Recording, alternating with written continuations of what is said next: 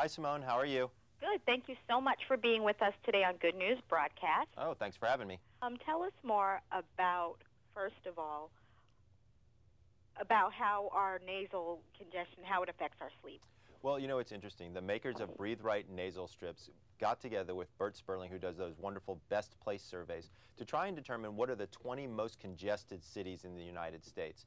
And they did this by looking at a series of different factors, everything from weed, grass, and tree pollen to mold and spores, even looking at climate problems, pollution issues, even past history of smoking, to try to understand where in the country is having the greatest amount of this nighttime nasal congestion. And so they were able to come up with 20 places that have that. And some of them were actually quite surprising. I was personally surprised that number 1 was Oklahoma City, number 2 was Birmingham, Alabama, and number 3 was New Orleans. I would have expected there to be large metropolitan areas would have a lot of this. And as it turns out, congestion can be just about anywhere. Now, is this something that we just have to live with? It's not. The good news here is that even though so many people suffer from nighttime nasal congestion, you don't just have to live with it anymore. There are several both pharmaceutical and non-drug treatments available, and I oftentimes am starting patients off with the non-drug treatments first just to try to see if we can get some effectiveness there.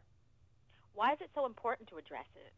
Well, one of the things we now know is that if you're not breathing well as you're falling asleep, your body has a tendency to want to keep you out of the deeper stages of sleep. So in fact, because during sleep your respiration slows down, if you're already not breathing well to begin with, it just makes the situation worse or compounds it.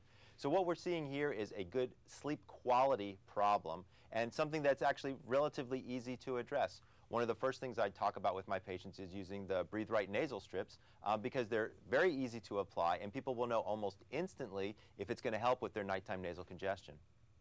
Now, where can we go to learn more?